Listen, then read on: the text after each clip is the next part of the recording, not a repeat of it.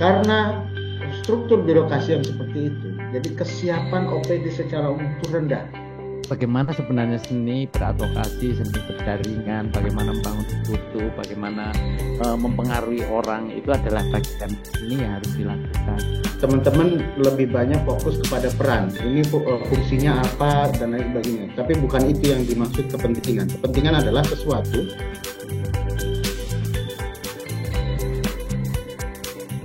Selamat siang, Assalamualaikum warahmatullahi wabarakatuh.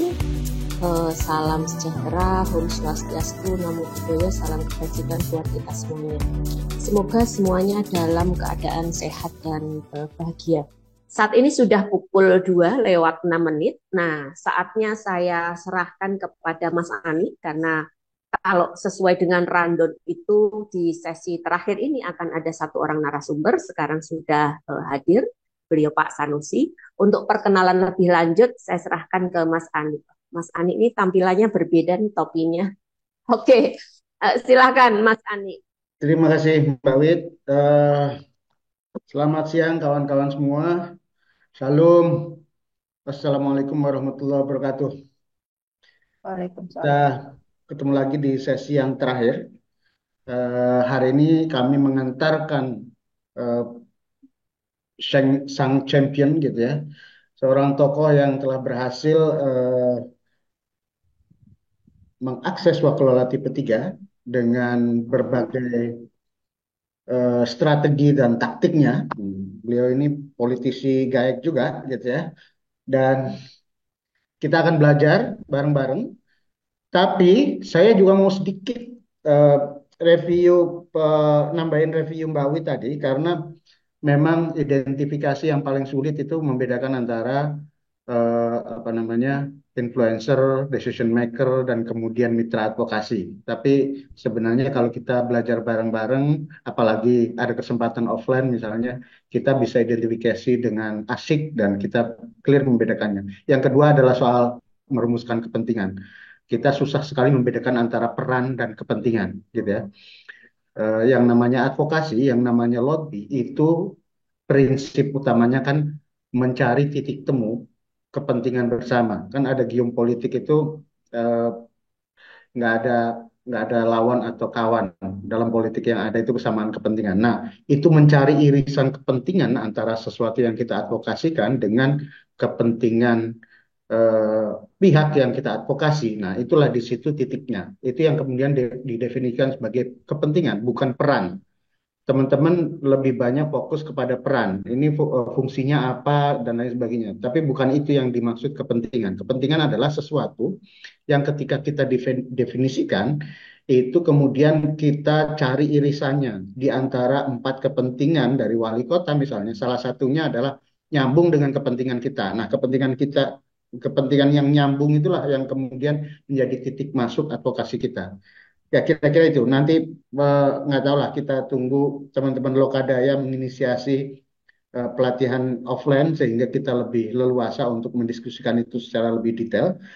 Oke, waktu saya serahkan kepada Pak Sanusi.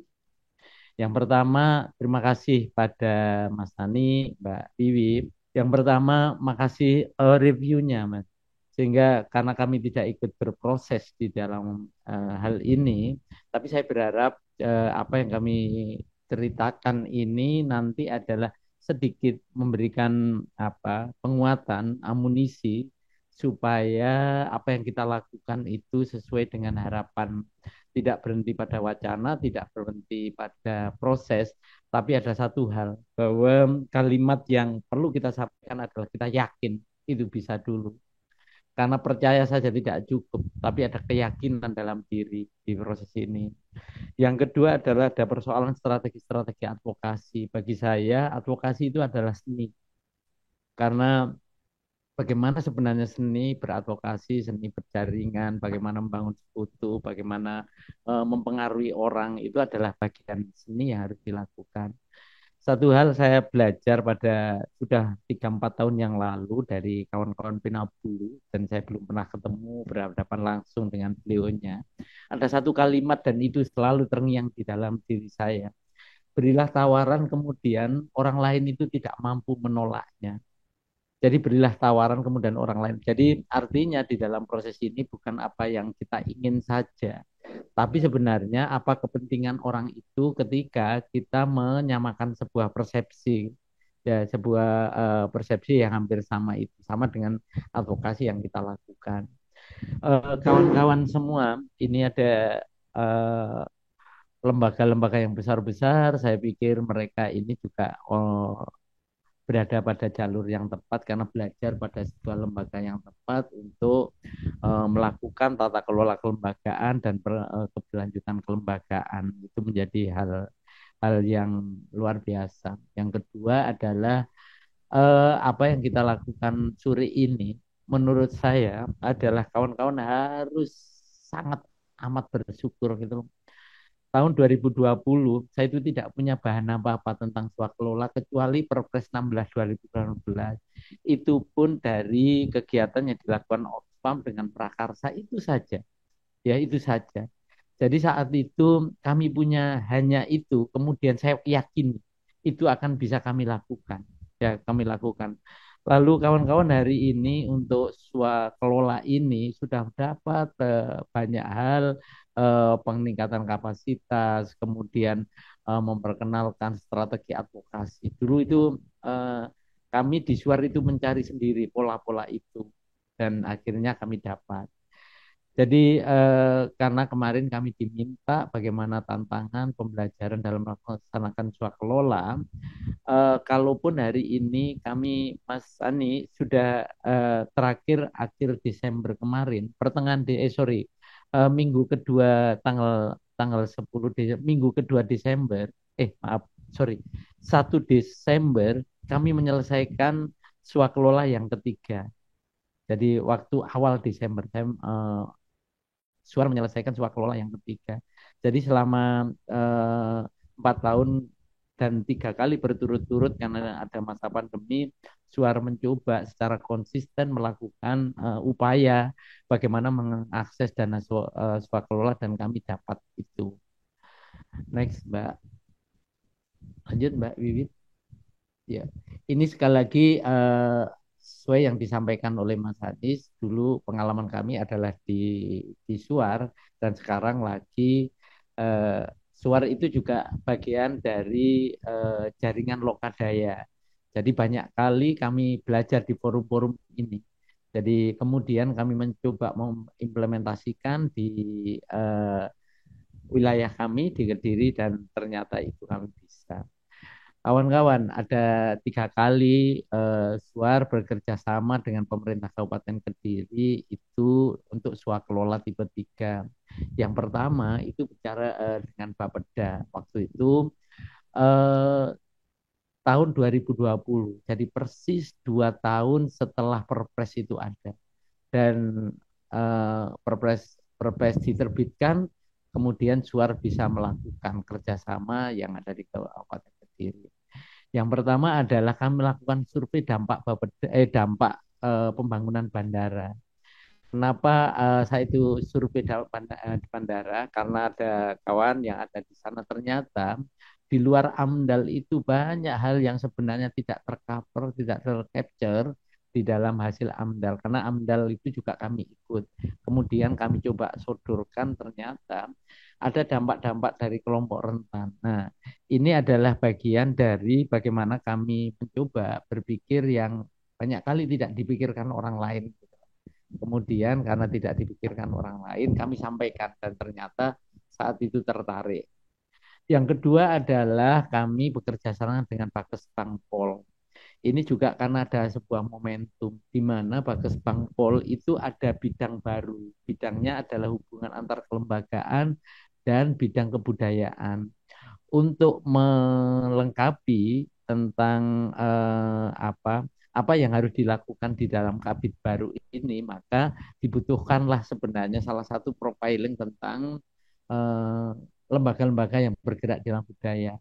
Sisi lain kita sampaikan bahwa sebenarnya kenapa pilihannya itu lembaga yang bergerak di kebudayaan itu hampir mati, hampir punah, gitu. Banyak yang hampir punah karena tidak dikelola dengan baik, karena apa ketertarikan ke sana untuk generasi muda itu enggak ada.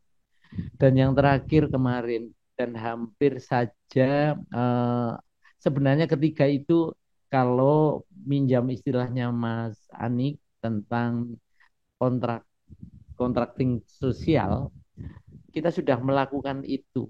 Walaupun kontraknya saat itu memang tidak dalam bentuk MOU hitam di atas putih, tapi komitmen dari Bages Bangpol untuk melanjutkan bahwa tidak berhenti pada pemetaan, tapi di situ ada penguatan tata kelola dan memberikan ruang pada lembaga yang bergerak di kebudayaan untuk tampil gitu loh.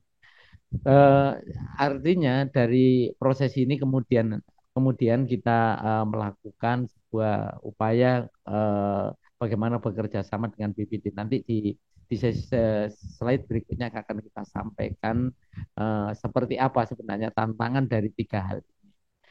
Saya akan membagi proses ini untuk menjadi tiga presentasi ini. Kalau bilang tantangan, kemudian pembelajaran, walaupun ini adalah sudah dilakukan secara berturut-turut, tapi tiap kerjasama ternyata ada tantangan-tantangan tersendiri di proses ini, begitu ya. Oke, lanjut Mbak. Yang lain adalah untuk swakelola yang pertama. Apa yang kami lakukan adalah yang pertama itu meyakini bahwa kita itu bisa. Karena tidak punya bahan ya mereview, melihat dokumen kira-kira mampu tidak sih secara administrasi prasyarat-prasyarat yang dipunyai dengan Perpres 16 2018. Jadi saat itu masih menggunakan Perpres 16 2018. Kawan-kawan, kalau tadi sudah ngundang LKPP dan lain-lain, itu kan menarik. Artinya di dalam proses itu dulu kami mencari. Nah, hari ini kawan-kawan itu disediakan orang yang melakukan pencerahan dan orang itu mempunyai kapabilitas di KLKPP. Dulu itu justru kami yang mencari. Kita telepon bagaimana sebenarnya kalau pada tingkat kabupaten kota itu seperti apa, apakah LKPP itu sudah melakukan sosialisasi, terutama UK PBJ-nya sudah disosialisasi, apakah sosialisasi itu OPD, itu kita sampaikan. Syukur saat itu ada namanya KSI, ada sebuah lembaga yang mendorong sebenarnya inisiatif lokal di dalam pengetahuan. Salah satu pilihannya adalah untuk swakelola tipe 3. Jadi proses itu yang kemudian kita kita sampaikan. Lalu apa yang harus kita lakukan? Pengetahuan saja tidak cukup, tapi karena harus ada sasaran yang diminta berubah, maka kita mencoba melakukan pemetaan terhadap OPD yang memahami SV3. Banyak OPD sebenarnya mereka sudah tahu, sudah memahami, tapi informasi itu tidak disampaikan ke OMS seperti kita, ke NGO seperti kita. Mereka takut, mereka khawatir karena kalau disampaikan rekanannya itu akan hilang. Mereka punya mungkin, mohon maaf, suudonnya adalah punya deal-deal tertentu dengan rekanan yang sudah lama, apalagi kerjasama dengan NGO. Dengar namanya saja biasanya mereka itu sudah ada kekhawatiran gitu. Lalu dari proses pemetaan itu kemudian kita pilih lagi, sudah ketemu orang, kemudian OPD mempunyai ketertarikan. Maknanya adalah ketika ketemu, kemudian ada nggak sih OPD yang mempunyai ketertarikan? Setelah tahu, kemudian kita perkecil, kita melakukan advokasi, tidak ke semua OPD, tapi OPD-OPD dirasa mempunyai ketertarikan dan memungkinkan mempunyai anggaran. Itu saja tidak cukup. Kemudian kita bangun sebenarnya yang namanya membangun trust, kepercayaan itu. Karena ini model pendekatan baru dengan swakelola, tentu saja ada kekhawatiran, kehati-hatian. Jangan-jangan nanti ada temuan, ada maladministratif macam-macam itu yang membuat bahwa mereka itu saya pahami ada kekhawatiran itu. Kemudian mempresentasikan program SUAR.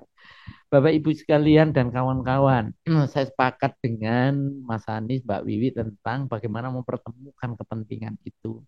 Kalimat yang saya pakai, yang saya paling ingat adalah ketika swakelola ini adalah diinisiasi, ini adalah bagian dari branding Kabupaten Kediri.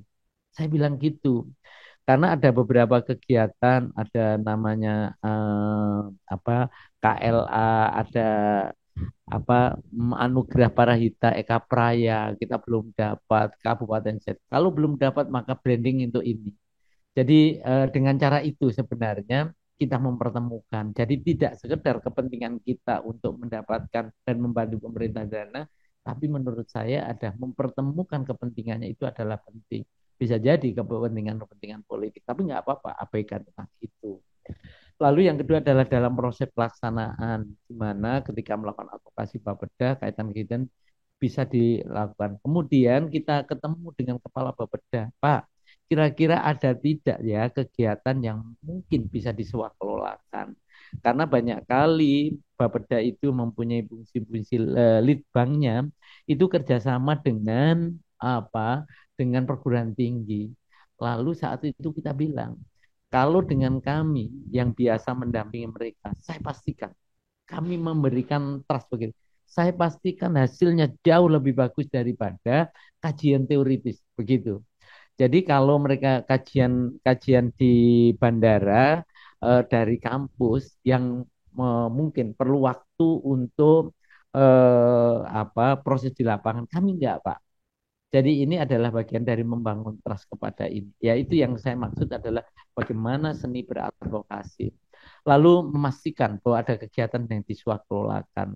Selanjutnya adalah bareng-bareng dengan melihat semua prasyarat itu. Prasyarat di dalam apa prasyarat di dalam perpres itu. Apa sih dokumen yang harus disiapkan. Di samping itu, secara kelembagaan kami lihat apakah kalau nih kita melakukan advokasi yang luar biasa dan itu bisa kemudian secara internal kita nggak siap secara administrasi, ya ngomong kosong gitu. Kemudian secara internal kita lihat kita sudah bekerja sama dengan beberapa, ada Global Fund, ada FAI, ada macam-macam. Lalu satu lagi saat itu yang lumayan berat itu adalah tentang audit eksternal gitu loh. Audit. Oh kita punya itu 3 tahun yang lalu. Jadi eh, sisi lain adalah saya pikir kawan-kawan dari YKB, ada PKB, ada Orbit, macam-macam teman kawan itu mempunyai itu gitu. Yang lain adalah melaksanakan kelompok survei, keberpihakan kami adalah pada kelompok rentan. Yang lain adalah pembuatan laporan kita bikin sebagus mungkin. Demikian dengan akuntabilitas laporan keuangan, pembayaran memang dilakukan reinvest. Maksud saya di proses ini adalah ketika membangun trust, kemudian dan itu berhasil, mimpi kami adalah untuk kedua, ketiga, dan selanjutnya akan lebih bagus karena di dalam proses kerjasama itu adalah mereka saling menguntungkan dan tidak ada persoalan berkaitan dengan keuangan utamanya. Yang ditakutkan itu di persoalan keuangan karena ada hal-hal yang sangat administratif. Tantangan saat itu adalah yang pertama ya, Bapeda itu baru pertama kali bekerja sama dengan NGO kaitan dengan swakelola. Kalau Bagas Bangpol kan sering karena dengan dana hibah. Kalau di sini Bapeda baru pertama kali, apalagi swakelola ketiga dalam menyelesaikan budget yang ada. Terus terang, kami memang tidak ikut di dalam perencanaan, yaitu saya sampaikan pada seni beradvokasi. Tapi suara itu selalu diundang di dalam forum SKPD.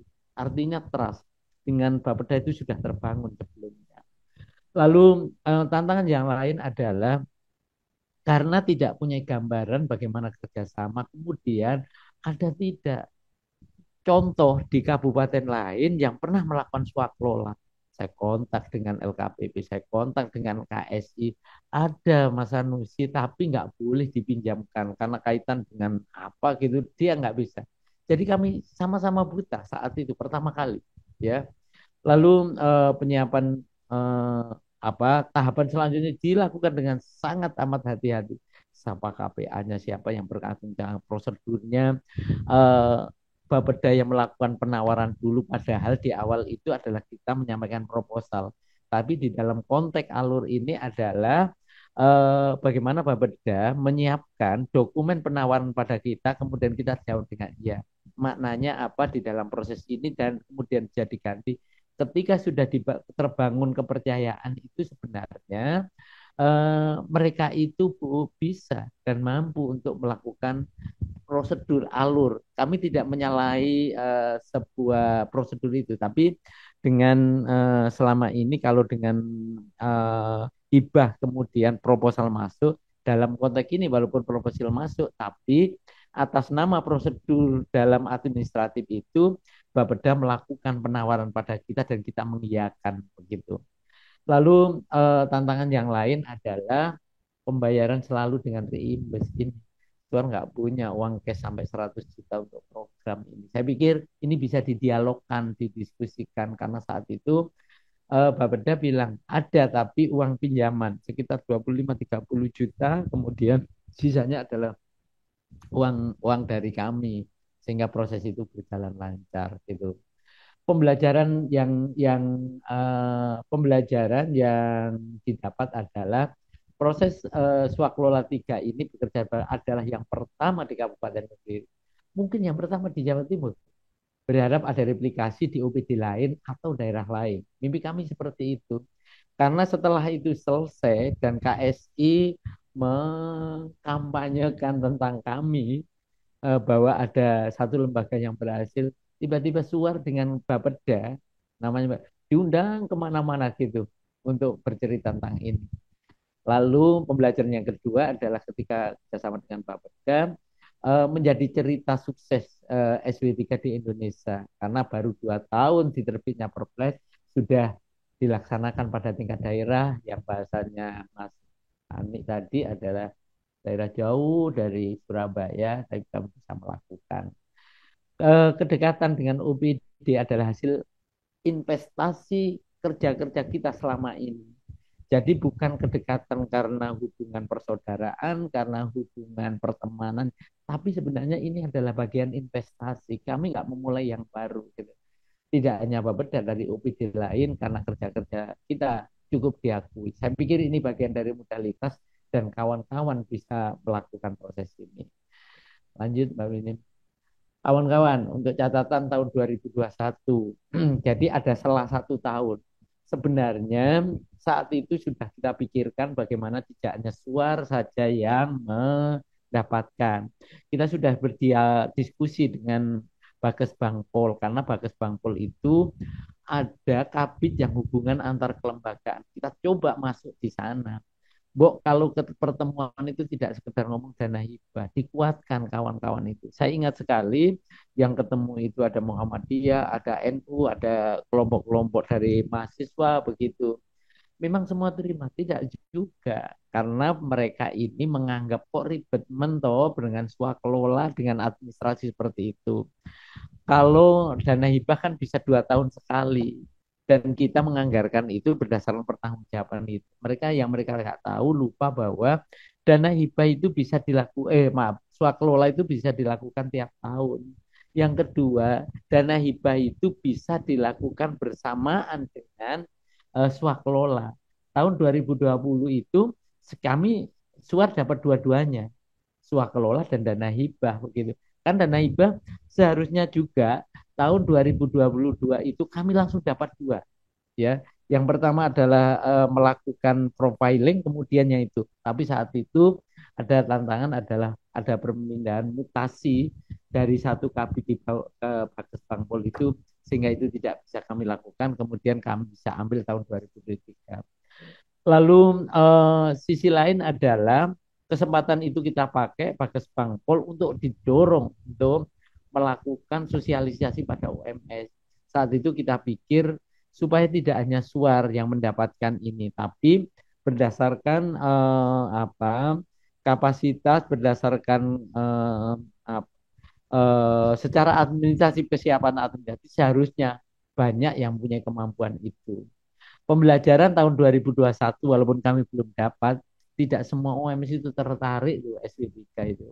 Nganggep bahwa ketika menggunakan SW3 daya kritis pada pemerintah itu berkurang. Ada yang menganggap bahwa ketika mendapatkan UMS itu adalah ribet karena aturan dan lain-lain itu yang membuat. dan yang lain adalah tidak punya sumber daya untuk ke sana begitu. Jadi nggak mau direkrut. Tapi ada yang cukup antusias, gitu. Cukup antusias. Kemudian bagaimana dia mempersiapkan. Satu titik saya ngomong bilang ke Bagas Bangpol. Idealnya Bagas Bangpol juga membantu untuk tata kelola. Banyak loh lembaga-lembaga di daerah kemudian tidak punya statuta dari Kementerian Hukum dan HAM dan dari notaris. Padahal itu menjadi prasyarat yang utama untuk dana apapun termasuk swakelola tipe 3 dari tahun 2001. Lanjut Mbak Wi. Kerjasama swakelola tipe 3 di yang kedua tahun 2022. Kami kerjasama dengan Bagas Bangpol karena diskusi-diskusi dengan Bagas Bangpol itu tidak selalu kami ini ketemu kemudian ngomong tentang kebutuhan SWA, ngomong tentang dana. Tapi banyak kali usulan-usulan yang kami sampaikan ini. Hari ini saya dengan salah satu teman itu ke Pak Sekda. Hari ini tidak omong apapun tentang penganggaran, tapi kami memberikan masukan-masukan bagaimana sebenarnya di UPD itu melakukan apa eh, data ya ada bidang data sehingga ketika ada kebutuhan-kebutuhan portofolio itu bisa mudah gitu karena saya bilang bahwa ada penghargaan tentu untuk anugerah Parahita Eka Praya misalnya untuk pembangunan berperspektif gender. Ternyata hari ini Kabupaten Kediri tidak mendapat itu pintu masuk kami untuk melakukan diskusi dengan Pak Sek hari ini. Dan kita sampaikan juga saat itu Pak Sek, saya bermimpi dua hal sebenarnya. Yang pertama adalah ada kebijakan dari Pak Sek untuk mendorong Mas Bu untuk melakukan membuat kebijakan swakelola tipe 3 supaya UPD memberikan ruang pada UMS-nya. Yang kedua adalah kami dilingkan pada Dinas Pendidikan supaya kami bisa bercerita bahwa oh ternyata di Kabupaten Kediri itu untuk mengakses swakelola untuk program HIPT itu bisa begitu. Jadi ini yang lagi kita dorong pasti tadi. Lalu yang kedua persiapannya adalah kita pikir kemarin ketika sudah pada OPD yang lain semua tahu semua paham ternyata enggak juga. Kami juga tetap menjelaskan kepada Bagas Bangpol karena di kabit wawasan kebangsaannya itu kaitan dengan swakelola tiga termasuk bagaimana persiapan dokumen. Setelah oke, kemudian kita lanjutkan dengan pelaksanaan MOU. Lalu yang kedua, bagaimana pelaksanaannya disepakati kegiatan di Swakelola adalah kaitan profiling kelembagaan di bidang kebudayaan dan program. Prosesnya memang jauh lebih mudah karena kita ada contoh gitu. Ketika ada persoalan mereka sendiri yang berkomunikasi kepada Mbak Peda, Mbak Yuli, kok ada hal seperti ini mereka yang berkomunikasi begitu. Yang lain adalah mengapa profiling dilakukan karena lembaga kebudayaan saat itu mati suri sehingga perlu ada upaya. Ini juga ruang bagi kami. Kalau ada hal-hal yang hal ini menjadi ada gap yang cukup besar, misalnya kelembagaan kebudayaan, maka pikiran kami ada dua hal. Yang kedua adalah memberikan ruang mereka untuk berekspresi dan mendapatkan sumber daya. Yang kedua adalah bagaimana ini menjadi bahasa tutur untuk kampanye-kampanye pada isu. Kalau tadi PKB ngomong tentang isu tentang tentang kesehatan reproduksi remaja termasuk kekerasan berbasis gender yang lain, itu kita bisa lakukan lewat budaya. Jadi ini adalah kami memahami dengan harus ada cross cutting isu di sana supaya tidak ansih penyuluhan tentang ini pendampingan ini. Tapi bagaimana kampanye-kampanye itu dilakukan dengan kreatif, kemudian dilakukan dengan kelompok lain, tapi dukungan adalah dari pemerintah kabupaten. Tantangannya adalah mungkin banyak kali kawan-kawan di yang kedua ini adalah mutasi pejabat mengampu kegiatan Bagas Bangpol sehingga memulai dari pendekatan yang baru dan persiapan. Lalu adanya pembelajaran swakelola sebelumnya tidak serta-merta Kemudian mereka paham, namun harus dimulai dari awal, walaupun prosesnya jauh lebih mudah. Dan yang terakhir, saya nggak tahu ini tantangan, tapi kami anggap juga menjadi peluang. Karena kapasitas Kepala Bages Bangpol itu dilirik dengan bupati baru, mereka jadi sekda. Sisi lain, mereka tidak langsung bisa mengontrol perencanaan kita yang social contracting tadi, bahwa ada bahasa tutur dari kebudayaan itu adalah bagian keberlanjutan sehingga kami mendapatkan cuakel berikutnya. Lalu ketika jadi Bagas Bangpol kita tagih, kita bilang, Pak, ini adalah janjinya jenengan ketika kita melakukan sebuah profiling, mereka bilang setelah diprofil apa gitu loh. Nah kami harus menjawab apa, kan yang bertanggung jawab adalah pemuda. Jadi kami menagih janji itu karena itu bagi kami adalah bagian dari mereka kontrak sosial dan itu saya kesampaikan ke masyarakat itu. Pembelajarannya ya lanjut Mbak. Yang pertama, Bagas Sponsor sudah terlibat dalam proses edukasi swakelola.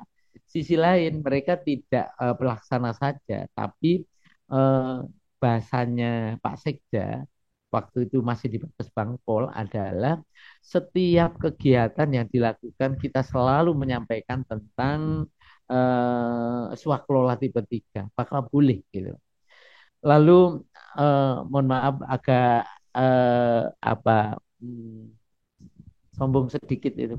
Jadi terbitnya Perpres nomor 12 tahun 2012 itu adalah saat itu LKPP dan KSI ada proses pembelajaran. Saya sampaikan, kita sampaikan ya itu. Begitu beratnya ya. Jadi Perpres 12 tahun 2021 itu adalah Perpres yang digunakan untuk mempermudah prasyarat untuk swakelola tipe 3. Jadi dengan semua yang ada di sini sudah menggunakan Perpres 12 tahun 2001. Kami masih prasyaratnya adalah Perpres 16 tahun 2018 begitu.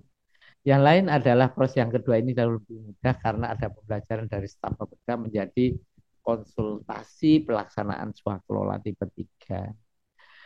Eh, lanjut bahwa kerjasama swakelola tipe 3 tahun 2000 maaf 2023 sebenarnya 2023 awal di November sampai Desember dengan BPD salah tulisan. Persiapannya apa yang kita lakukan? Yang pertama itu tadi sudah saya ceritakan. Saya tagih. Mereka berjanji kok kelanjutan kegiatan profiling. Akhirnya mereka mencarikan walaupun saat itu di luar refocusing ada namanya saya lupa pokoknya tiap OPD itu disuruh mengurangi anggarannya yang dipakai untuk kegiatan yang besar. Apa lupa saya namanya nanti di bawah. Lalu menjelaskan kembali tentang swakelola tipe 3 kepada BPD karena BPD ditunjuk dan ternyata di luar dana itu ada namanya dana insentif yang diberikan oleh pusat kepada daerah-daerah yang bagian dari penghargaan. Saya lupa penghargaannya seperti apa tapi ada penghargaan. Itu yang kita pakai. Maknanya adalah sebenarnya kalau sudah terbangun trust itu pemerintah itu tidak kehabisan uh, kalau mengeluarkan uang 170 100 itu sangat amat mudah begitu. Jadi ternyata bisa dilakukan seperti itu. Um, lalu harus diskusi dengan cross cutting isu. Apa sih kepentingan dari BPBD? Kok tiba-tiba mereka ada pementasan namanya jemblungan dan ketoprak gitu. Kami tarik cross cutting isu bagaimana sebenarnya pementasan ini menjadi edukasi tentang mitigasi bencana terhadap perubahan iklim akibat hidrometeorologi gitu. Jadi kami sampaikan itu. Di samping memberikan pembelajaran pada pemain jemblungan ketoprak yang jumlahnya berapa ya? 11, 11, 22 sama hampir 50. Mungkin hampir 70 orang itu mereka punya akhirnya pemahaman tentang kebencanaan karena kita suplai kemudian diwujudkan di dalam bentuk pementasan gitu. Lalu ada persiapan dengan BPBD dalam pelaksanaan pada minta tolong pada Bapeda dan lain-lain seperti itu. Di proses ini adalah sebenarnya ruang-ruang pendanaan itu bisa dilakukan boleh. Oh ya, ketika kegiatan ini dilakukan pas hari AIDS sedunia, kita masukkan isu AIDS itu dalam kampanye hari AIDS sedunia. Walaupun sisi lain adalah kampanye tentang kebencanaan AIDS itu kita masukkan di dalam proses itu. Jadi seperti itu. Eh, Tantangannya adalah hampir saja proses ini tidak terlaksana. Tapi karena ada kontrak sosial, kemudian ada problem dilanjutkan pada pementasan. Anggaran OPDO ini bahasanya, mereka itu melakukan bahasanya rasionalisasi penganggaran. Kita bayangkan anggaran yang sudah dok, kemudian di dalam proses itu, saya nggak tahu dengan kebijakan apa, mereka melakukan rasionalisasi. Sehingga anggaran yang seharusnya ada di Bapeda dan itu orang baru kita tanyakan, loh nggak ada Pak Sanusi karena anggaran itu kita dipangkas sampai berapa begitu. Kita omong, kita melakukan advokasi, Pak Sek, karena ini sudah ditunggu kawan-kawan untuk melakukan dan ini adalah komitmennya Pemkat untuk melakukan kelanjutan dari profiling, maka seharusnya Pemkat bertanggung jawab. Nah, dan lalu diangkatnya kepala Bapeda menjadi sekda. Ini adalah kemudian menjadi ruang kita untuk melakukan proses-proses advokasi dan harapan ke depan adalah menjadi sebuah kebijakan sehingga semua bisa mengakses dana ini. Bagaimana tahun 2024? Yang pertama, Pak Sek itu menyampaikan gagasan untuk mendorong kebijakan swakelola tipe 3 sehingga OPD memberikan ruang pada CSO. Mimpi kami itu. Pagi tadi kami barusan ketemu juga. Lalu yang kedua melakukan advokasi secara dinas kesehatan. Ya agak malu-malu bagaimana begitu swakelola yang banyak kali diinisiasi oleh lembaga-lembaga AIDS, tapi kami belum pernah secara khusus mendapatkan dana swakelola untuk program AIDS gitu. Jadi kami akan dorong ke sana 2004. Harapan kami itu yang terakhir adalah swakelola itu bisa diakses oleh siapapun karena NGO maksudnya. Tapi sisi lain harus ada kesiapan dari NGO melakukan penguatan tata kelolanya, ya tata kelolanya. Jadi semangat saja tidak cukup, strategi teknik dan seni beradvokasi itu tidak cukup. Tapi bagaimana meningkatkan kapasitas diri secara kelembagaan bagian dari portofolio prasyarat untuk mengakses dana apapun tidak swakelola itu juga harus ditingkatkan. Yang terakhir Bapak Ibu, apa yang harus dilakukan? Yang pertama, LSM, NGO harus melakukan penguatan secara internal untuk tata kelola kelembagaan dan akuntabilitas supaya karena ini menjadi prasyarat akses dana. Dana boleh dari mana saja, dari CSR, dari ini, tapi prasyarat itu yang seharusnya dipunyai. Yang kedua, banyak kali adalah NGO tidak tahu dengan siklus penganggaran. Sebenarnya kalau bisa masuk siklus kawan-kawan masuk dalam siklus penganggaran, Musrenbang Des, kemudian ikut di dalam Musrenbang Jam, kemudian usulan di OBD, saya pikir ini. Nah, siklus ini adalah misalnya mulai dari Februari ini biasanya mereka melakukan musrenbang pada tingkat desa, ada yang tingkat dusun. Kemudian dilakukan pada tingkat kecamatan, kemudian forum SKPD, ada tingkat musrenbang pada tingkat kabupaten. Ada ruang-ruang sempit yang bisa kita lakukan di dalam melakukan insert ini. Terus terang kami belum melakukan proses ini. Adalah bagaimana sebenarnya ada musrenbang tematik. Bapeda itu mempunyai kewenangan untuk membuat draft proses musrenbang itu, usulan-usulan dari desa maupun SKPD. Ruang sempit yang berupa musrenbang tematik untuk kelompok-kelompok rentan ini juga bisa dilakukan dengan menginsert tentang apa ini usulan-usulan itu. Harapan kami itu seperti itu. Lalu adalah harus dipahami kawan-kawan. Saya berharap di ruangan ini tidak. APBD itu dana pemerintah, dana negara. yang bisa diakses oleh siapapun. Kita NGO mungkin tidak boleh resisten bahwa kekhawatirannya ketika menggunakan dana APBD maka daya kritis itu turun, nggak enak, eh, ada perasaan kalau orang Jawa GE khawatir bla bla macam-macam, ada kekhawatiran itu. Kita sampaikan di proses forum ini adalah tidak ada kaitannya dengan itu. Tapi bagaimana sebenarnya strategi advokasi di dalam proses ini adalah bisa dilakukan untuk sebuah tujuan itu. Lalu harapannya Mas Darwanto tadi di chatting sudah ada forum NGO yang berkaitan dengan swakelola yang mungkin per kabupaten atau provinsi itu akan jauh lebih bagus. Ormas juga termasuk di dalam. Agar di dalam proses ini adalah kawan-kawan itu saling menguatkan gitu. Sekali lagi, kawan-kawan di ruangan ini harus berterima kasih karena sebenarnya mendapatkan kapasitas di mana prasyarat-prasyarat itu ada amunisi ke depan.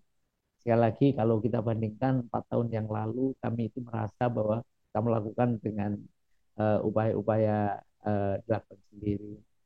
Kawan-kawan, sebenarnya ada satu hal. Kenapa mimpi kami yang pertama itu adalah membuat kebijakan pada tingkat kabupaten berupa aksesibilitas terhadap swakelola.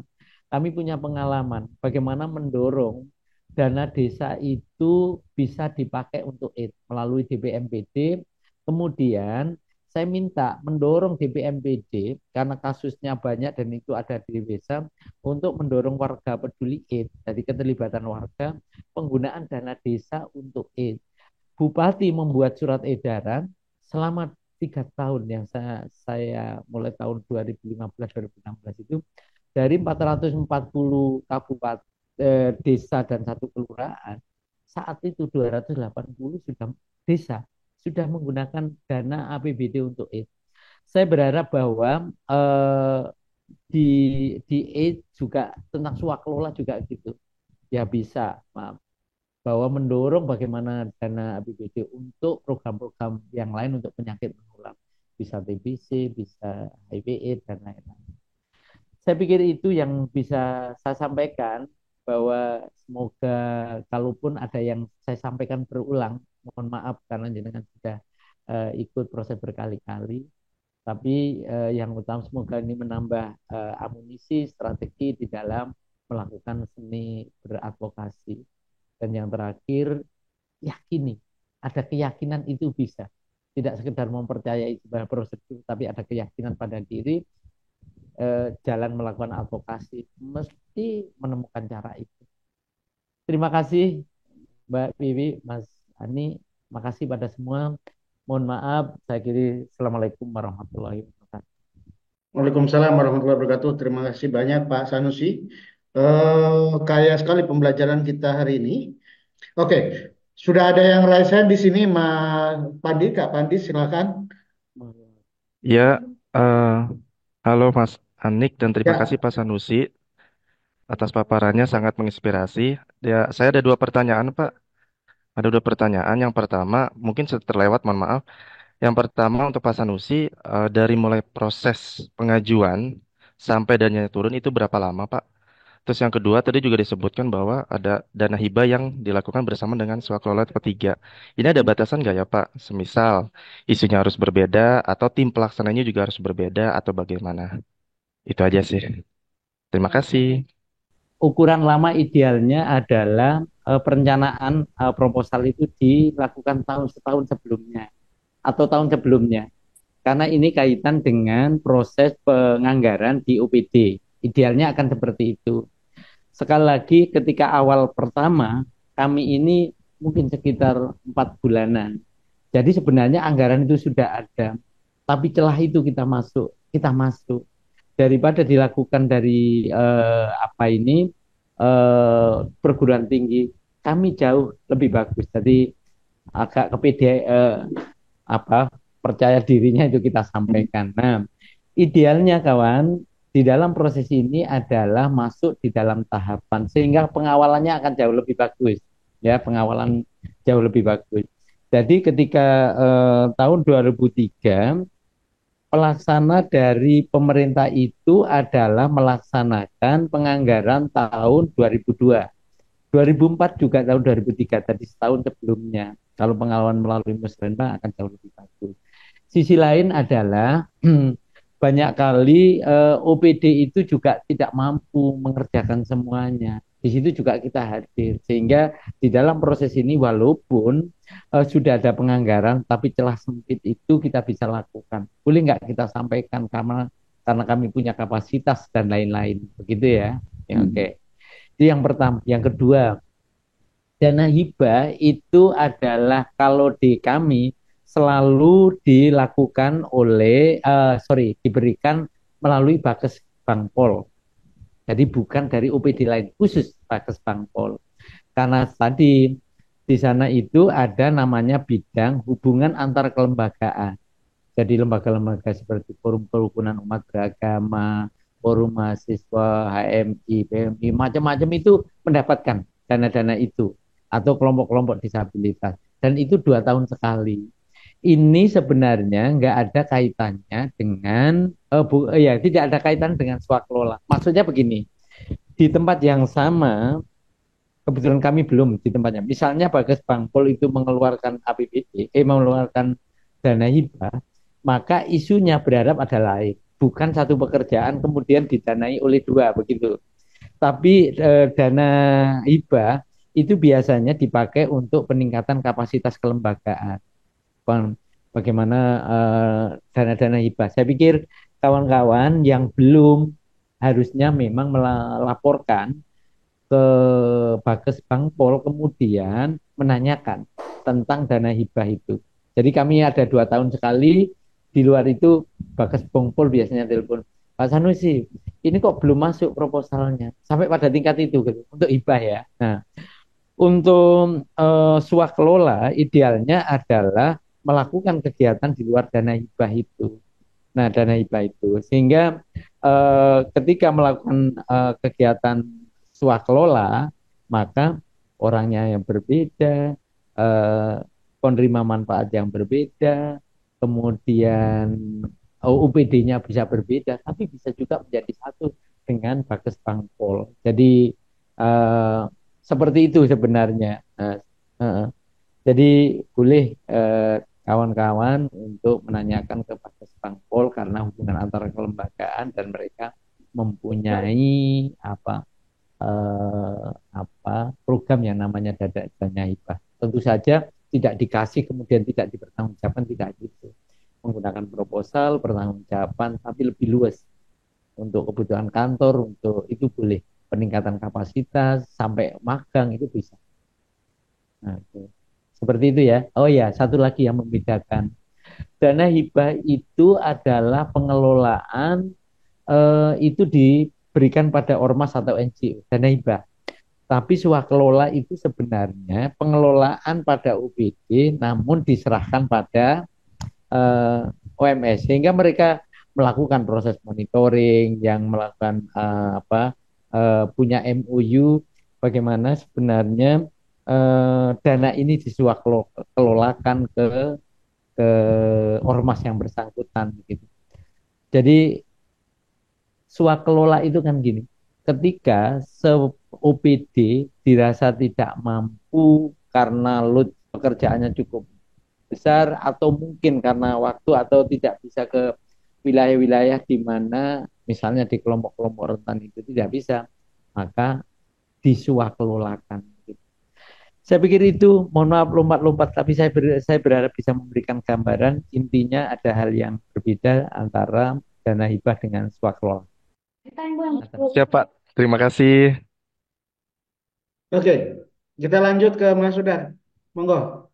Jadi sangat menarik sebenarnya pembelajaran dari kawan-kawan di Suar. Banyak hal yang bisa kita serap dan bahkan mungkin dari setiap slide-nya Mas Sanusi itu banyak hal yang ingin kita explore, kita tanyakan supaya kita bisa brainstorming gitu. Nah, namun saya sarikan ketiga pertanyaan utama saja, Cak San. Yang pertama kaitannya dengan kegiatan kawan-kawan dalam proses melakukan mapping atau pemetaan terhadap stakeholder dan kemudian mengidentifikasi mana yang menganggarkan swakelola dan mana yang tidak dan atau mana yang tertarik dan atau yang tidak misalnya itu teknis praktisnya itu seperti apa kira-kira itu yang pertama. Terus yang kedua dari awalnya misalnya jenengan sampai ngelus dada sesek gitu sampai kemudian bisa lega dan membusungkan dada perbedaan paling mencolok di antara Perpres yang 16 2018 dengan Perpres 12 2021 itu apa yang kemudian sangat menguntungkan dan membuat kita sebagai OMS atau CS itu kayaknya bisa lebih terfasilitasi dan lebih memungkinkan untuk mengakses itu.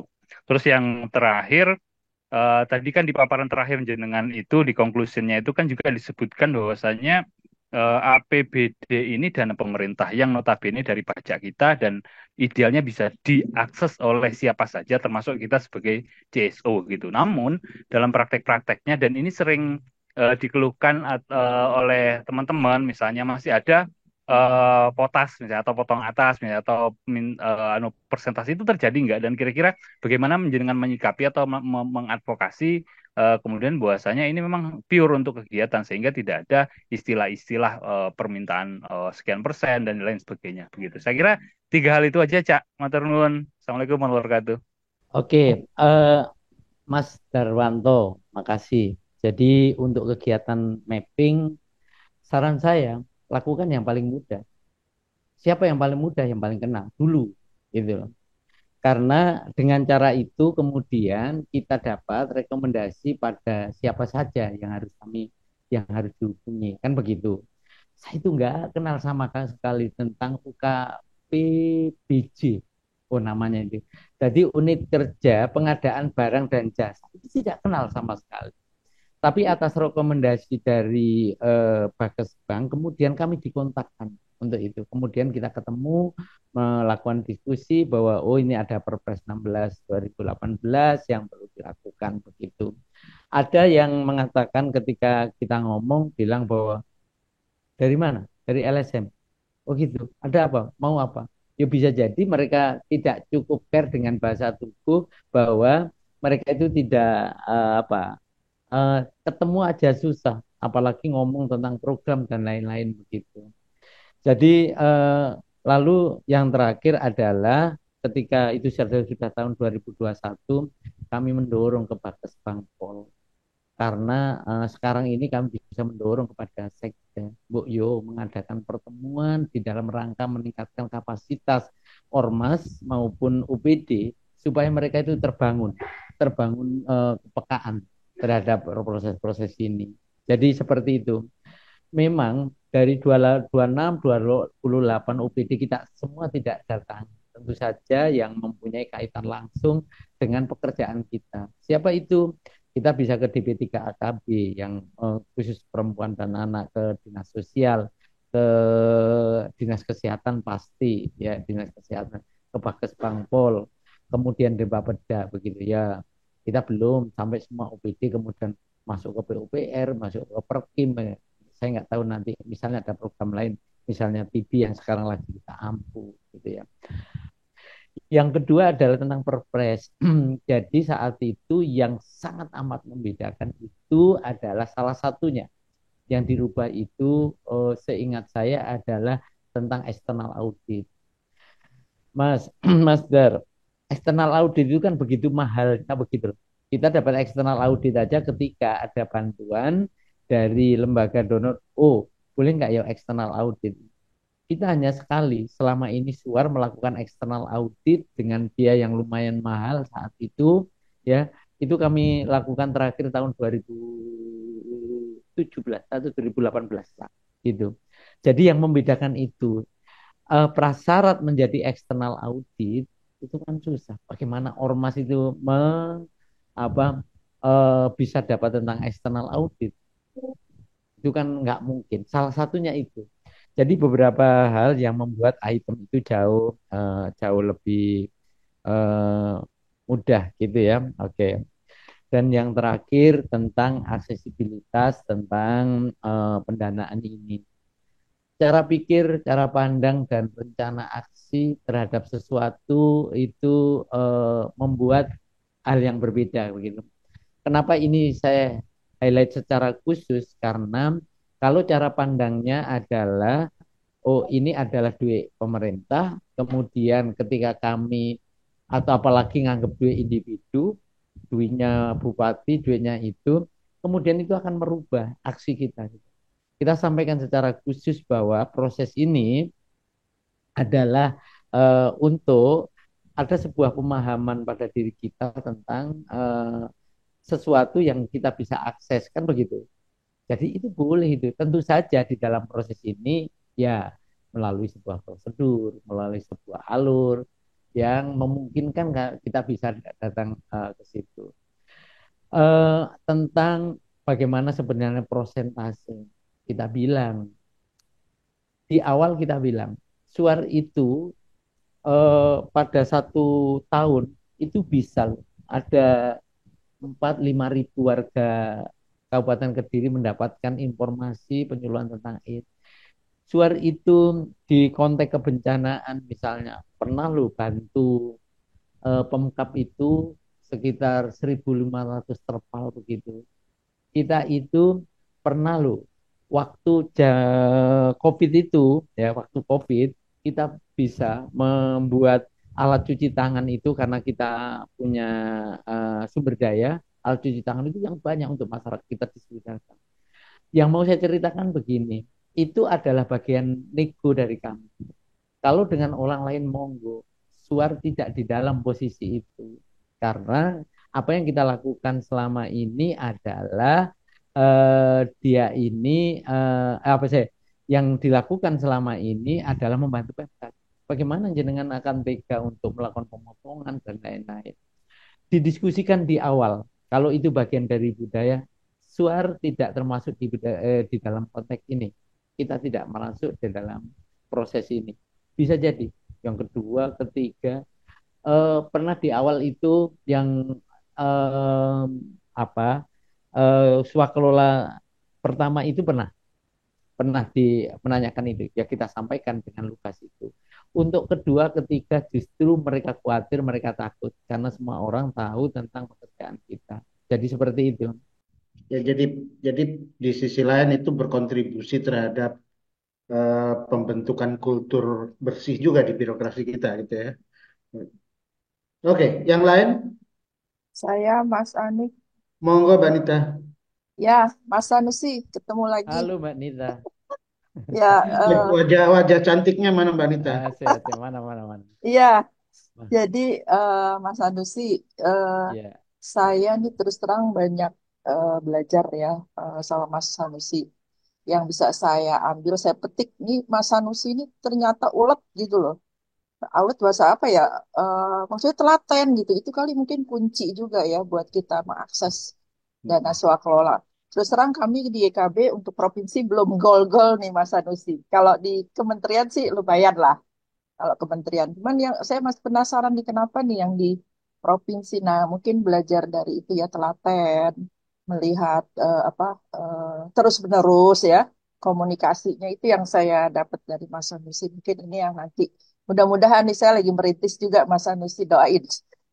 Eh, jadi Mas, yang pertama ini saya mau tanya yang forum SKPD itu di ada ya di setiap provinsi ya. Gimana ya cara masuk ke dalam forum SKPD? Kenapa dia bisa menerima OMS gitu kan? Nah, yang kedua pertanyaan saya selama perjalanan ini Mas Sanusi melihat bagaimana sih kesiapan OPD sendiri terhadap OMS seperti apa sebenarnya? Itu sih Kesiapan Mas. apa maksudnya, Mbak? Maksudnya melihat OMS itu seperti apa gitu loh. Kan kita harus punya kesiapan Oke. OMS juga kita punya. Bagaimana dengan kesiapan OPD-nya? Gitu Mas, itu aja. Saya pikir ada satu hal yang mungkin saya bisa bercerita kawan-kawan. Jadi kalau tadi ada offline, mau ada offline begitu. Kemudian pertemuan dimanapun ada offline atau apa, selalu yang saya pikirkan dan sama kita itu berbagi tugas dengan kawan-kawan di Suar gitu. Sopo hari ini yang kita bidik gitu. Jadi peningkatan kapasitas yang ada di sebuah forum itu kita bisa lakukan dengan cara yang berbeda, dengan situasi yang berbeda, bisa googling, bisa macam-macam. Tapi di forum itu target kita itu apa? Misalnya gini, di situ ada ketemu beberapa OPD, SKPD. Bagaimana sebenarnya kita mendekati? Nggak tahu mendampingi, duduk di sampingnya, nggak tahu itu. Tapi kami ingin merubah SKPD itu. Ada dengan itu. Sama, waktu kami di Jakarta di kemarin itu di Kelapa Kelapa Kelapa Lima yang Mas, di Kelapa, waktu itu saya bilang ke teman-teman Jakarta saat itu, ini Lapangan. anggota, halo, ya, Ya, ada anggota dewan loh datang ke sini loh. Maksudnya ketika anggota dewan dari sini, dan menurut saya sebagai orang muda anggota dewan itu, dia memberikan ruang yang cukup bagus gitu. Tidak, oh belum. Saya nggak merasa bahwa banyak orang kemudian ketemu minimal minta kontaknya gitu. Sehingga satu saat ke dewan pada proses penganggaran itu ada. Jadi eh, ini yang biasa saya lakukan begitu. Jadi ke dalam satu forum itu apa yang kita temui dan informasi apa yang akan bisa kita lakukan di dalam proses itu. Gitu. Itu sampai pada tingkat ini proses-proses advokasi. Satu saat ini cerita nggih Mbak Nita. Kita ingin ketemu sebenarnya wakil bupati, di dalam sebuah forum, dan itu pertemuannya di Mataram. Saya pengen tahu yang namanya Kabupaten Tangguh, dan pengen belajar itu.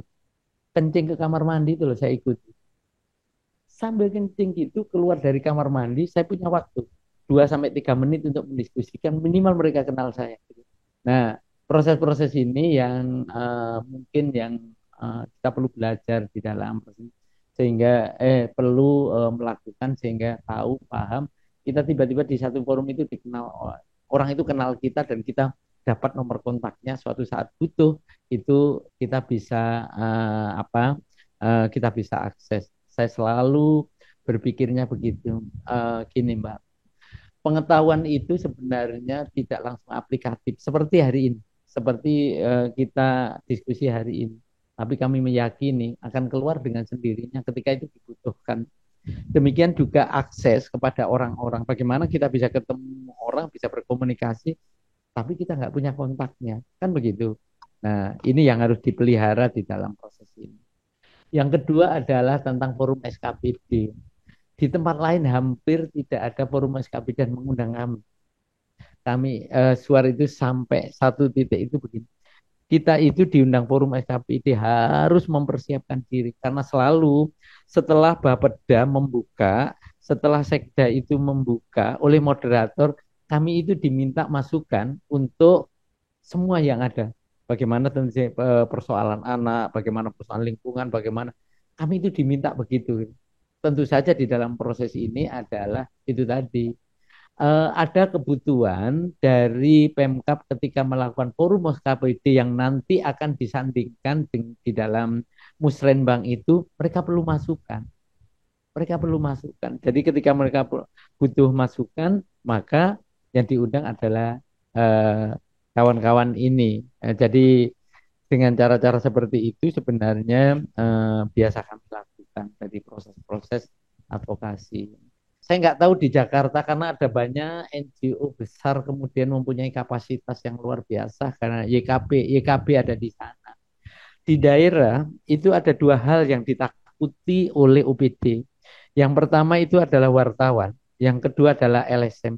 Apapun lah, kalau mereka nggak kenal kita, nganggap LSM itu seperti yang lain, menakut-nakuti, menggerandung itu apa ya, minta duit, ya seperti itulah, mencari kesalahan itu sebenarnya. Nah, dalam konteks ini adalah kami selalu satu titik itu kita sampaikan di dalam sebuah forum. Kami bukan LSM. Kami ini adalah partner pembangunan pemerintah gitu. Karena sebenarnya mereka di kepalanya ketika ada LSM itu adalah seperti itu. Itu yang pertama. Tapi kalau sudah terbangun, ya, mereka itu punya jaringan, punya itu. Ketika ada jaringan antar SKPD, ketika ketemu ada kegiatan siapa dengan suar, oh clear, gitu loh. Mereka saling mengkomunikasikan begitu. Bahkan ada sesuatu yang agak ironis gitu. Jadi beberapa OPD yang ada di Kediri ini punya ruang apa nih? Pintu butulan. Pintu butulan itu apa? Pintu keluar gitu loh. Jalan pintas. Oh, jalan pintas. Pintu jalan Ya, pintas. Jadi satu saat ketika ke OPD saya bilang ke anunya ke mana ini ke satpam. Oh, Bapak nggak ada. Apalagi dari Suar. Nganggap Suar itu adalah media suara begitu. Oh, Bapak nggak ada. Padahal kepala dinasnya itu butuh saya karena untuk waktu itu ada pertemuan tentang bonus demografi gitu. Karena DP3AK. Saya telepon, Pak, saya di sini jenengan yang minta saya masuk kok tiba-tiba Satpam bilang Bapak keluar. Kemudian saya dijemput di depan gitu. Pak Sanusi saya digandeng gini, kemudian ke dalam. Saya dikasih tunjuk.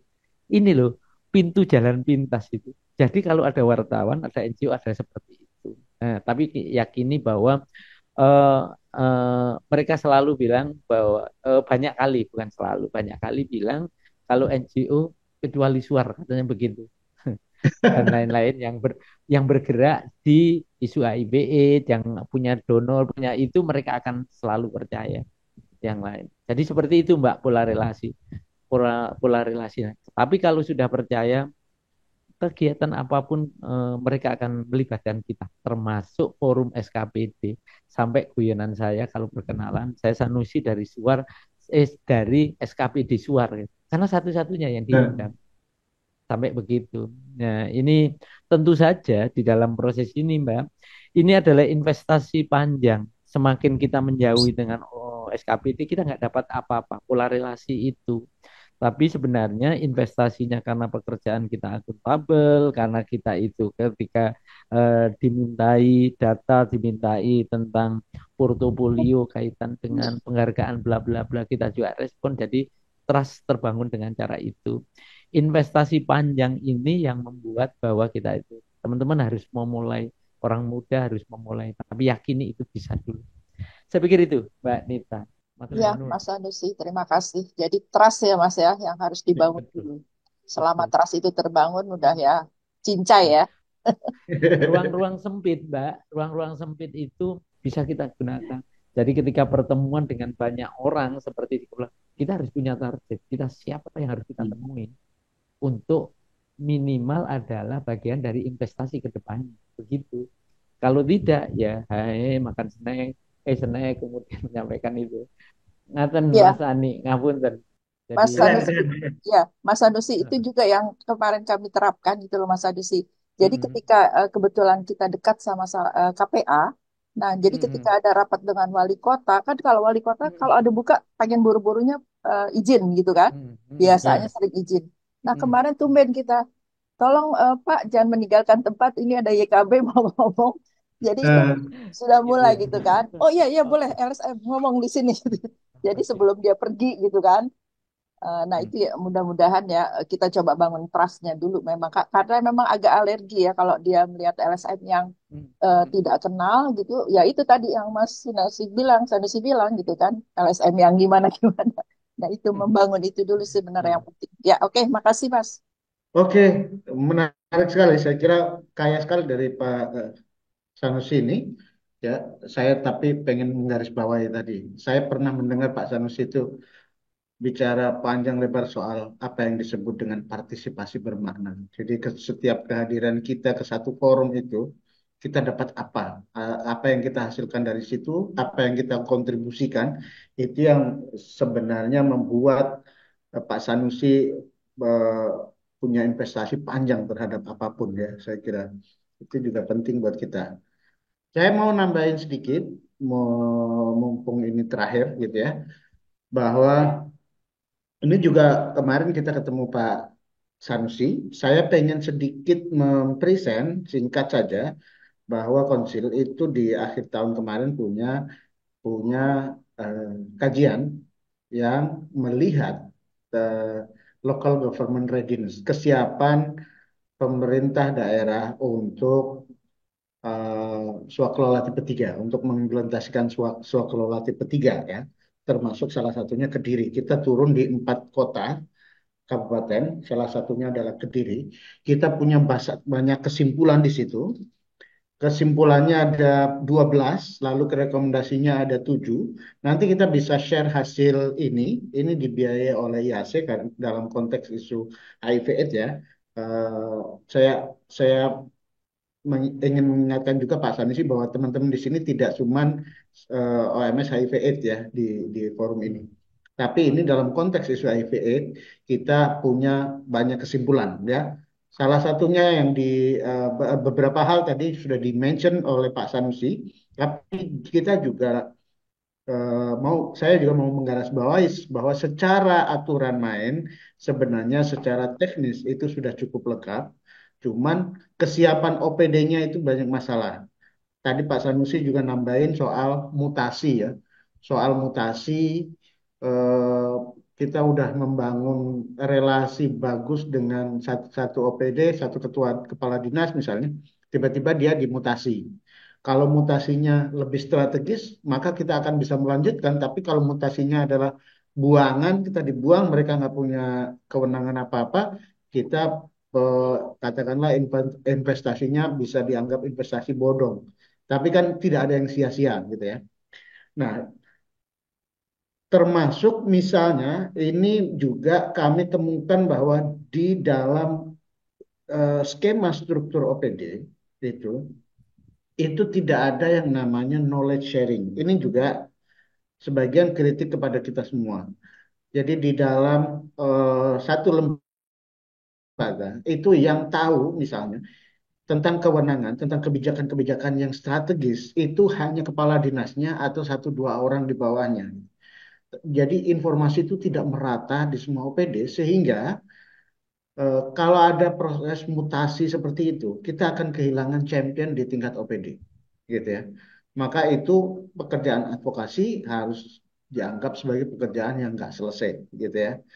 Jadi secara umum kesimpulan lainnya adalah karena struktur birokrasi yang seperti itu, jadi kesiapan OPD secara umum itu rendah karena mutasi, karena juga banyak yang nggak mau tahu, karena ketika menyusun perencanaan itu banyak yang templating, copy paste tahun lalu, nggak ada inisiatif baru, gitu ya. Kemudian nggak ada orang masuk mendorong inisiatif baru juga, gitu ya.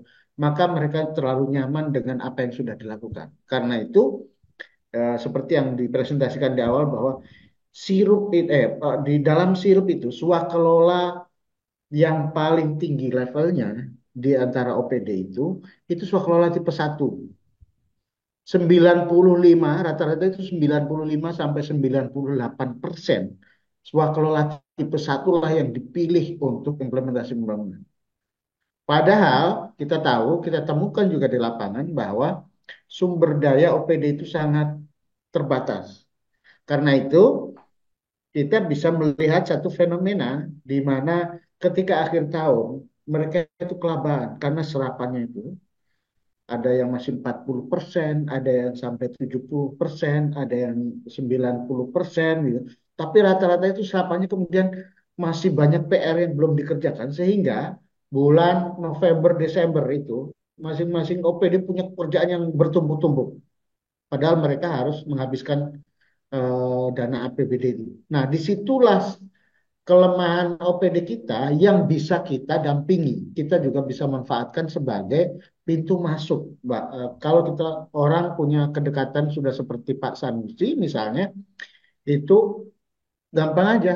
Mana ada serapannya sampai mana, terus ada berapa hal yang belum diserap yang relevan dengan kerjaan kita misalnya di ujung-ujung. Itu bisa gitu. Dan itu terjadi di beberapa kota dan itu sangat memungkinkan gitu ya sebagai pintu masuk untuk akses swakelola tipe 3. Kalau kayak gitu mereka betul-betul merasa butuh banget gitu loh. Eh, oh ini ada program yang tidak serap tapi nggak bisa di swakelola tipe 3. Kalau nggak mau swakelola tipe 3 kita nggak mau misalnya negosiasinya begitu. Dan kami kita harus meyakinkan bahwa kalau kita kerjakan dengan swakelola tipe 3 hasilnya akan lebih bagus misalnya. Nah itu beberapa hal yang juga menjadi temuan lapangan yang saya kira bisa nambahin diskusi kita, nambahin referensi kita. Nanti juga jika dibutuhkan hasil kajian ini bisa diakses sama teman-teman gitu ya.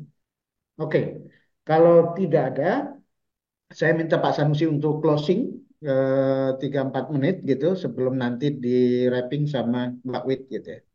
Monggo Pak Sanusi. Yang pertama adalah pikirkan yang tidak pernah dipikirkan orang lain. Kemudian kita ketika menemukan ide baru, gagasan baru, saya pikir ini adalah menjadi pintu masuk ketertarikan pada program-program yang akan dilakukan begitu. Jadi itu menjadi sesuatu yang penting. Yang kedua adalah di dalam proses advokasi itu sebenarnya tidak selalu hal perubahan kebijakan itu dilakukan dengan cara formal.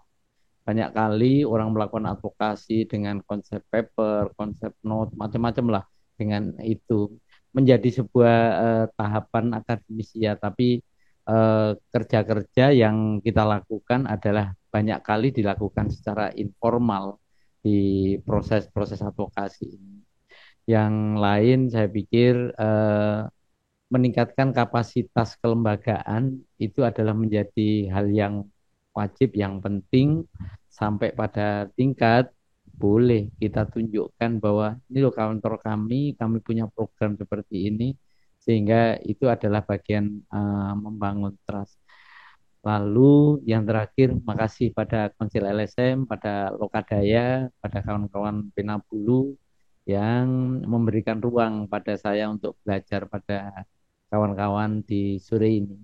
Matur nuwun semuanya. Assalamualaikum warahmatullahi wabarakatuh. Oke, sekali lagi terima kasih untuk waktunya Pak Sanusi. Selanjutnya karena ini pertemuan terakhir juga ada beberapa hal yang perlu di-wrap secara umum dan saya serahkan ke Mbak Wit. Nanti ada penutupan juga dari teman-teman Lokadaya yang menginisiasi pelatihan ini. Waktu saya kasih ke Mbak Wit. Terima kasih. Assalamualaikum warahmatullahi wabarakatuh. Waalaikumsalam warahmatullahi wabarakatuh. Terima kasih Mas Ani dan Pak Sanusi, luar biasa ya. Saya sampai bingung mau membungkusnya seperti apa. Tapi izinkan saya akan menyampaikan bungkusan ya dari seri ke-6 ini, seri terakhir. Nah, ini saya membuat sederhana polkadotnya ya. Jadi apa yang disampaikan dari pengalaman dari Suar Kediri kayak gitu, dari 3 kali pengalaman melakukan swakloat ketiga dengan Bapeda, Kesbangpol, dan kemudian BPBD. Nah ini tadi sebenarnya ini versi ringkasnya aja, yang komplit tadi sudah disampaikan oleh Pak Sanusi. Jadi ada proses persiapan, pelaksanaannya, gitu. Kemudian dari situ juga persiapan dimulai dari review, ada diskusi dan konsultasi. Kemudian di sini juga muncul readiness OPD ya, udah mulai mengecek kesiapannya OPD, kemudian advokasi lintas OPD. Nah, ini gambaran yang pertama ini karena tadi mungkin di dalam pertanyaan juga muncul proses pengajuannya itu seperti apa. Nah, mungkin agak sedikit berbeda nih dengan Suar tadi, karena Suar itu sudah idealnya itu proposal di submit di tahun sebelumnya, tapi kemudian ini sudah masuk dalam tahun pelaksanaannya. Jadi ini melihat peluang kayak gitu. Nah, kemudian di sini ada advokasi lintas OPD-nya, jadi sangat kental sekali karena memang baru pertama mungkin dari UMS-UMS yang lain ini Suar melakukannya. Kemudian di sini juga persiapan itu salah satunya membangun trust ya. Mungkin kalau sudah ada trust itu di sini adalah memperkuat trustnya. Jadi bagaimana mengundang mereka datang ke organisasi ya, dalam hal ini Suar, kemudian memaparkan program dan keahlian Suar. Gitu. Nah ini proses persiapan ini Suar lakukan. Nah, kemudian dalam proses pelaksanaannya, di sini ada, karena sudah ketemu tadi OPD, sebenarnya di persiapan ini, kalau saya dengar ceritanya itu, Suar itu pergi ke semua OPD, ditanyain, ada nggak yang bisa tertarik nggak swakloat ketiga mana, semua itu dikelilingi. Sampai kemudian ketemu dengan Bapeda ini. Akhirnya setelah ketemu OPD yang kemudian sesuai ya, bisa memiliki program untuk swaklola dan mereka memberikan lampu hijau, gitu. kemudian selanjutnya dilakukan advokasi, kemudian melihat kegiatan yang akan diswakelolakan itu sebenarnya melihat potensinya di sini, kemudian menyiapkan persyaratan, jadi ada 7 persyaratan itu kemudian dipenuhi. Kalau sebelumnya itu ada laporan audit tadi Pak Sanusi juga sudah menyampaikannya dengan begitu jelas, dan bahkan kemudian itu menjadi pembelajaran ya bagaimana apa dokumen audit kelembagaan itu dihilangkan dari persyaratan untuk swakula tipe 3. Kemudian ada proses laporan dan ada pembayaran dengan reimbus. Tadi cukup jelas bagaimana proses apa pembayaran yang dimention ya terkait dengan reimbus, tapi itu kemudian bisa didialogkan atau didiskusikan sebelum kemudian terjadi penandatanganan kontrak bersama. Nah, dari sini kemudian muncul ada tantangan dan juga pembelajaran. Tantangan karena baru pertama ya. Jadi saat itu OPD dalam hari ini Bapeda belum pernah kerja bareng dengan OMS kayak gitu. Kemudian dalam persiapannya pun juga penuh hati-hati. Kemudian pembayarannya dilakukan dengan rembes padahal OMS itu tahu suar nggak ada dana gitu. Kemudian juga belum ada modeling soal SWAT tipe 3. Tentu ini sangat luar biasa dinamikanya pada saat SWAT bekerja sama dengan Bapeda. Kemudian pembelajaran yang menarik dari proses yang pertama adalah berhasil melakukan kerjasama dengan Bapeda sehingga kemudian ini menjadi cerita sukses. Kemudian Suwar dan Bapeda diajak kemana-mana menjadi apa ya artis ya untuk swaklola tipe 3 yaitu bercerita berbagi pengalaman di mana-mana. Kemudian juga menjadi dekat dengan OPD Bapeda ini sebenarnya sebagai batu loncatan untuk kemudian apa mendekati OPD-OPD yang lain. Nah, kesuksesan di dalam kerjasama dengan Bapeda inilah yang kemudian menghantarkan Suwar untuk bekerja sama dengan apa OPD-OPD selanjutnya itu ada Kesbangpol, kemudian ada BPDB. Saya mengucapkan terima kasih kepada kawan-kawan yang sudah bertahan sampai 6 seri ya di dalam pelatihan ini. Mungkin dalam proses 6 seri ini saya ada tutur kata yang kurang menyenangkan ataupun sikap saya mohon maaf. Selanjutnya saya serahkan kepada Kak Tino untuk apa menyampaikan closing ya untuk pelatihan serial pelatihan ini. Silahkan Kak Tino. Mau cerita sedikit, karena ternyata di sekolah kelola tipe 3 dan beberapa, apa ya, bukan sekolah kelola tipe 3 doang sih sebenarnya, di beberapa pekerjaan sehari-hari kita itu, kalau soal kelola tipe 3 tadi di closingnya, Mbak Wiwi tadi sudah nyebut gitu ya, soal advokasi kemudian visibilitas. Nah, hari Senin lalu gitu saya ketemu dengan satu satu senior gitu. Satu pesan yang sebenarnya menohok kalau tadi nyambung dengan pernyataannya Pak Sanusi gitu ya. Buat saya tuh menohok gitu. Organisasi masyarakat sipil ini minim imajinasi gitu. Saya nggak tahu nanti sambungannya seperti apa gitu, tetapi itu bisa jadi refleksi buat kita ya. Soal kelola tipe 3 ngomong soal advokasi, ngomong soal visibilitas.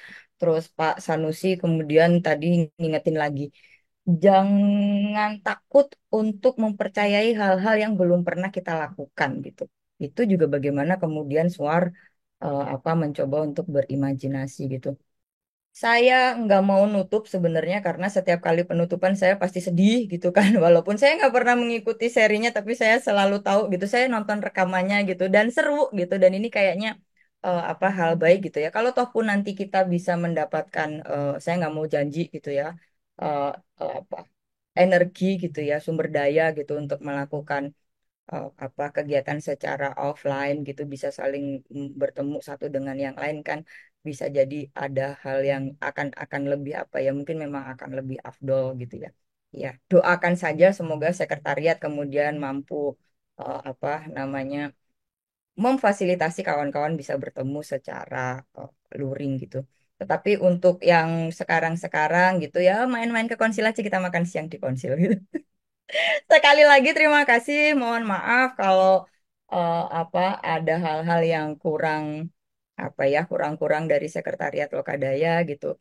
Em, ya Saya kalau kurang sih selalu memang ngomong kurang, saya sendiri juga merasa kurang gitu. Tetapi jika ada hal-hal lain yang kemudian kawan-kawan ingin bagikan gitu ya kepada kawan-kawan lainnya, kami di sekretariat akan sangat-sangat senang membantu kawan-kawan gitu. Cukup kontak saja Japri saya boleh atau kontak di nomor sekretariat gitu. Kita bisa bikin kegiatan seperti ini lagi. Sekali lagi terima kasih, terima kasih, terima kasih. Sampai berjumpa lagi di seri-seri yang selanjutnya. Eh, Nampaknya akan ada banyak yang bisa kita kita kita apa ya kita sharingkan gitu ya, termasuk dengan bagaimana eh, cara kita berkomunikasi dengan publik kita sendiri. Kayaknya itu jadi PR deh kalau nyambung ke Swakalola tipe 3. Doanya saja buat kami. Terima kasih sekali lagi, terima kasih, terima kasih, terima kasih ya Allah. Baik, terima kasih Kak Tino sudah memberikan closing ya. Oke, terima kasih semuanya sudah bertahan. Semoga kita ketemu tadi udah banyak sekali semua hampir jawab yes ya. Ini tinggal kemudian Kak Tino nih. Ini janji hatinya Kak Tino, kita tunggu kayak gitu. Baik, saya akan tutup. Wassalamualaikum warahmatullahi wabarakatuh. Salam buat semuanya, selalu jaga kesehatan. Sampai ketemu di lain kesempatan. Waalaikumsalam warahmatullahi wabarakatuh. Bye-bye, sehat-sehat ya. Ya, siap.